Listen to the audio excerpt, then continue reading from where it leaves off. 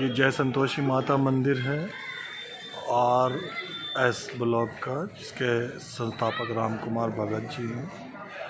ये मंगोलपुरी के बहुत जाने माने और प्रमुख मंदिरों में से गिना जाता है।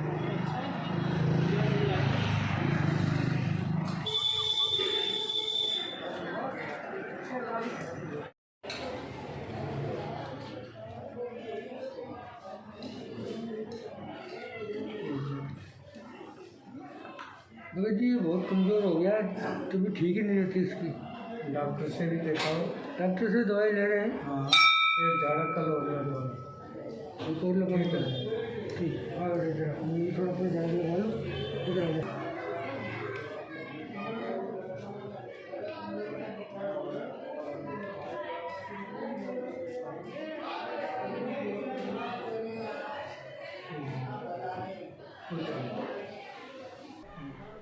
आज हम मौजूद हैं मंगोलपुरी के एक भव्य और बहुत ज़्यादा नामी गिरामी मंदिर में, जहाँ पे राम कुमार भगत जी बैठते हैं। भगत जी के विषय में बताना पसंद करूँगा कि ये लोगों की समस्याओं का समाधान करते हैं। दुख सुख, परेशानी, हारी बीमारी, आर्थिक अवस्था और दूसरी जो परेशानियाँ होती हैं। कई मरतबा डॉक्टर लोग भी कहते हैं, आपने ज़रूर हिंदी फिल्मों में वो सीन देखा होगा कि अब इस मरीज़ को दवा की नहीं दुआओं की ज़रूरत है। नहीं, दुआओं में एक चमत्कार होता है जो लोगों को ठीक कर देते हैं।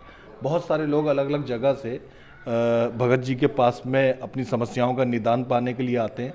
भगत जी के कुछ करीबी लोग मानते हैं कि उनमें एक अलौकिक अतीन्द्रिय शक्ति है।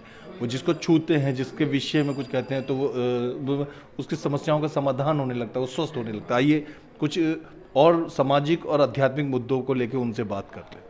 भगत जी, ताज़ा खबर चैनल में आपका बहुत बहुत स्वागत है।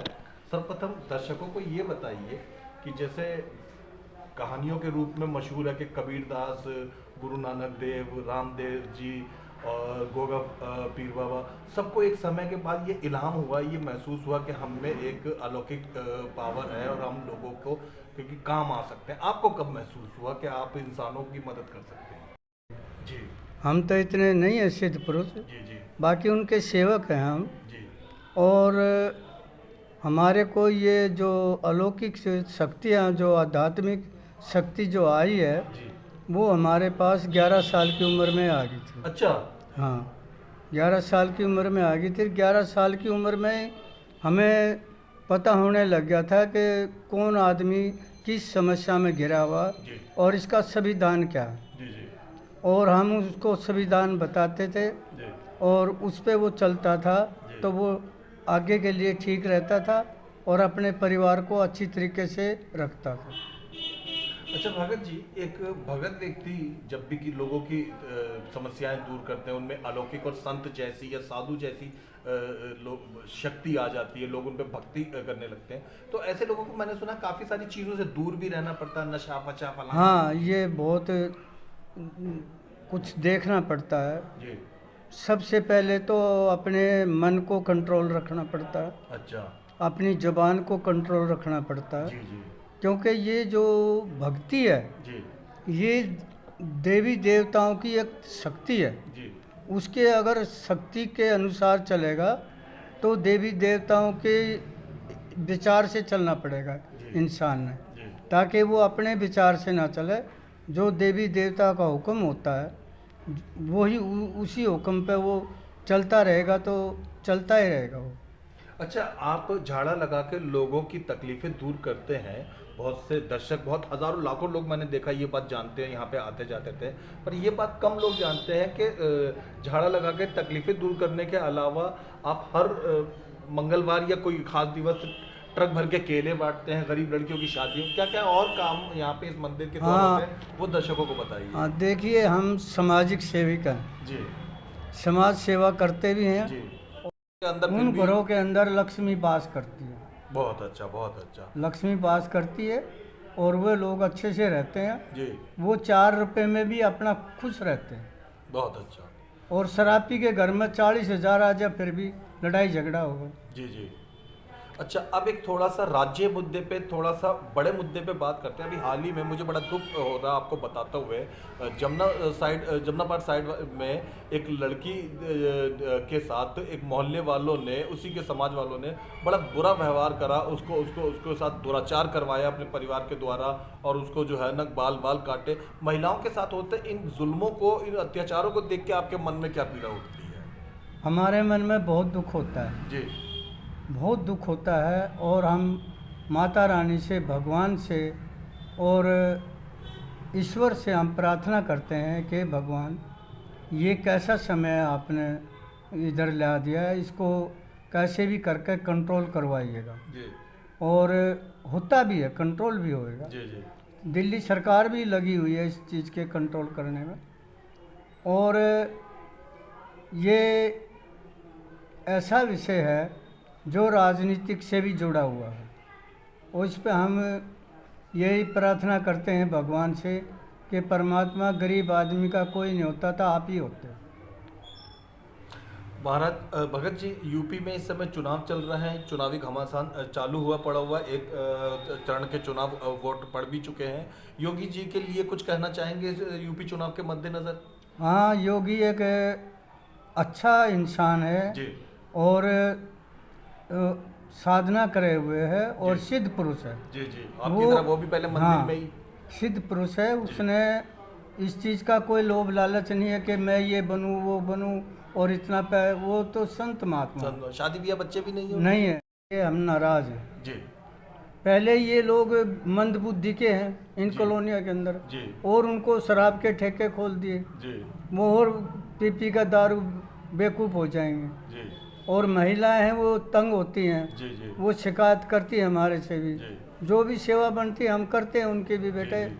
थोड़ा ठीक चलो, अपने आदमी को समझाओ, और कोई ताकत शक्ति हो हमारे से होती तो हम एक कोई छोटा बीज है किसी चीज़ का, अच्छा। वो हम देते हैं कि ये अपने आदमी को सब्जी में डाल कर दे दे तो उसका मन दारू से हट जाएगा। अच्छा। हाँ। दर्शकों, मैं उन महिलाओं से अनुरोध करना चाहूँगा जो अपने पतियों या अपने घर में किसी भी पुरुष के बहुत ज़्यादा शराब पीने की लत से परेशान है। दिल्ली में ऐसे बहुत से परिवार को तो मैं ही जानता हूँ जहाँ पे बहुत ज़्यादा शराबी आदमी से परिवार वाले दुखी रखे हैं। तो महाराज जी के इस मंगोलपुरी मंदिर में आप आ सकते हैं। इनके पास कोई जड़ी बूटी है जिसके द्वारा आपके घर में जो शराबी लती पुरुष है उसकी शराब की लत दूर हो सकती है। महाराज जी, आपके बहुत मानने वाले लोग हैं जो हमारा चैनल देख रहे हैं, आपकी खबर देख रहे हैं, आपको देख रहा हूँ, हम आप पे विश्वास करते हैं। जो दूर बैठे हुए लोग हैं जिन्होंने आपको नहीं भी देखा तो भी वो आप में कम से कम भक्ति और श्रद्धा तो रखते हैं। शराब से दूर रहने के लिए इनको क्या कहना चाहेंगे? शराब से दूर रहने के लिए बहुत उपाय हैं जी। डॉक्टर की लाइन भी है जी अगर नहीं छूटती है तो डॉक्टर के भी पास जा सकते हैं। जी और हमारे पास भी वो एक जड़ी बूटी है, वो भी डॉक्टरी लाइन में आती है। ठीक है। और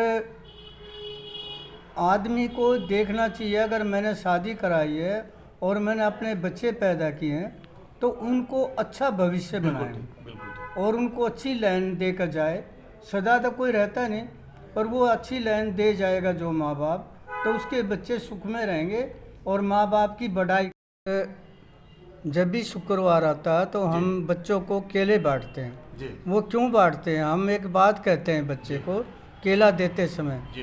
कि बेटा स्कूल में ज़रूर जाइएगा, बहुत बढ़िया। अगले हफ्ते में हम आपको 2 केले देंगे। क्या बात है, ये सही में मुझे बढ़िया लगा। ये हम बच्चा इस लोभ लालच में आके जी। वो स्कूल जाने लगता है, पढ़ने अच्छा। लगता है, तो उसको समझ आती है, इसलिए हम केला देते हैं बच्चों को। एक मिनी चैंपियन भर के मैंने सुना है ट्रक आता है और जो है वो पूरा का पूरा उसी बच्चों को सुबह सुबह हाँ, बांटने बस में ये ही- माता की कृपा है। जी इसका भी भोग लगा देते हैं केले से, जी। और बच्चों में बड़े भी खाते हैं, बच्चे भी खाते हैं। अच्छा। हाँ, पर ये हम जरूर कहते हैं अच्छे रास्ते पर चलिए, अच्छे विचार रखिए, और ये माता का प्रसाद है, इसको खा के कोई ऊटपटांग बातें मत कीजिए, तो लोगों के कुछ दिमाग में बैठती मंदिर है। की कमेटी और क्या भले भले काम करे रहती है। मैं तो खुद देखता हूँ कि यहाँ से आने वहाँ तकलीफों से भरा कोई व्यक्ति खाली हाथ नहीं जाता है। ये मंदिर कमेटी सेवा करती है आने जाने वालों के लिए, जी। चाय भी पिलाती, सुबह चाय बनती है, अच्छा। बड़े बूढ़े आते हैं। रोजाना? हाँ, रोजाना। जी बड़े बूढ़े आते हैं जो बेचारे दलित हैं, गरीब आदमी है, जिनके घर पे चाय नहीं बन पाती, वो भी लोग यहाँ के चाय पी के जाते हैं।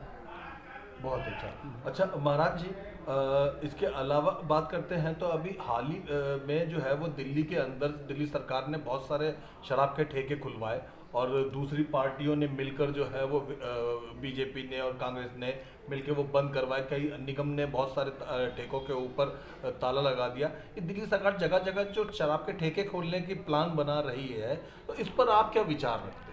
क्योंकि जिस जगह पर हम मौजूद हैं यहाँ के लोग बहुत ज़्यादा उस इलाकों में गिने जाते हैं जो शराबखोरी की वजह से जहाँ की महिलाएं बेचारी परेशान रहती हैं। ये देखिए, हम इस चीज़ से तरीके से रहे, लड़ाई झगड़ा ना होए और बहन बेटी सुरक्षित रहें और सभी बड़े बूढ़े आदमी सुरक्षित रहें, अपना अच्छी तरीके से काम धंधा करें और अपने बच्चों को पढ़ाए लिखाए। ये और पूजा पाठ, एक वो संत है जो वो पूजा पाठ की भी प्रेरित करता है इंसान को कि भगवान का जरूर नाम लीजिए। बहुत अच्छा। हमने स्टेट और नेशनल मुद्दों पे तो बातचीत कर ली, पर स्थानीय मुद्दों पे अगर हमने बात नहीं करी तो सच में मुद्दा अधूरा रह जाएगा, क्योंकि स्थानीय में भी आपकी बड़ी श्रद्धा है। हम जिस वार्ड में बैठे हुए हैं, जिस एरिया में बैठे हैं, जिस विधानसभा में बैठे हैं, यहाँ पे पार्कों की बड़ी दुर्दशा। अब तो खैर निगम के चुनाव 1.5 महीने के बाद ही दिल्ली में शुरू होने वाले हैं। जो भी आगामी निगम पार्षद यहाँ चुनकर आए, क्या कहना चाहेंगे पार्कों की स्थिति को? बुजुर्ग लोग, महिलाएं पार्कों में जा नहीं सकती, ऐसे खराब स्थिति में है। ऐसा है, यहाँ की एक तो सफाई जो व्यवस्था है वो बड़ी चरमराई हुई है जी, और ये निगम पार्षद के हाथ में होता है। हमारे यहाँ के जो निगम पार्षद हैं वो ऐसे घरानों से आते हैं जिन्होंने साफ सफाई का ज्ञान नहीं, वो बन जाते हैं इधर। वही आदमी यहाँ कामयाब होगा जो साफ सफाई का जिसको ज्ञान होगा। वे लोग चुन के आ जाते हैं जिनको अपना ही ज्ञान नहीं कि मैं क्या हूँ, तो वो क्या कराएंगे? पार्कों की दिशा बहुत बुरी रहती है, सब तरफ कूड़ा बिखरा हुआ है, पार्कों में घास और हाँ, बैठने की सीटें नहीं है, रोडों पे खत्ते बना रखे हैं जी, गाय भैंस वहाँ आवारा पशु सब तरफ नजर आते हैं। अब तो दुर्घटनाएं भी होने लग रही हैं इस वजह से। तो ऐसे में अब निगम चुनाव जो 1.5 महीने के बाद ही लगभग मान लीजिए आने वाला है और अब तो सीट के ऊपर फेरबदल भी हो गया। जनता से क्या कहना चाहेंगे? इन्हीं को चाहिए, जनता को साफ पार्क, इन्हीं को साफ गलियां चाहिए, इन्हीं को जो है ना वो चीज़ें चाहिए। हाँ, इनमें मेरी एक राय है कि ज़्यादा से ज़्यादा औरत को निगम पार्षद बनाया जाए जी, महिला को। हाँ, महिला को ज्ञान होता है और वो ज़्यादा पैसे के पीछे नहीं भागती, ये तो वो अपने मान सम्मान के पीछे रहती जी। और जो महिला मान सम्मान में रहेगी तो वो दूसरे का भी मान सम्मान जानेगी और साफ सफाई के बारे में भी जानेगी। मेरा तो दिल्ली सरकार से यही कहना है कि ज़्यादा से ज़्यादा टिकट महिला को दिया जाए। बहुत अच्छा। ये इस विषय को वाकई मतलब सच कहा जाए तो सभी इस बात से सहमत हैं कि महिलाएं आमतौर पे कम भ्रष्टाचार में लिप्त होती हैं या बेईमानी करना आमतौर पे महिलाओं को बहुत कम आता है, वो ज़्यादातर इन सब चीज़ों में नहीं होती हैं। ये हम मेरे और आप जैसे पुरुषों का ही डिपार्टमेंट है करने का। महाराज जी का बहुत अच्छा सुझाव है। बिल्कुल अंतिम बात के ऊपर आते हैं, फिर बात खत्म करना चाहेंगे। महाराज जी, किन किन समस्याओं का समाधान इस मंदिर में आके लोगों का हो जाता है? समस्या तो समस्या है, कोई अपनी समस्या कैसे लेके आता है, हम किसी का पर्दा नहीं खोलते। समस्या है, किसी ने घर की समस्या है, किसी ने रोजगार की समस्या है, किसी ने आदमी की समस्या है, किसी ने होने की है। हाँ, कितनी समस्याएं हैं। औरत को सबसे ज़्यादा औरत को ही समस्या होती है। किसी का आदमी दारू पी के मारता है, कूटता है, बच्चों को खर्चा नहीं देता, पैसे बर्बाद कर देता है, बहुत समस्या है।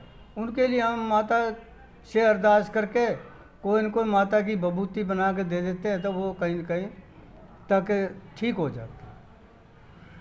आपने ताज़ा खबर चैनल को समय दिया, इसके लिए बहुत बहुत धन्यवाद। बहुत अच्छा, बढ़िया।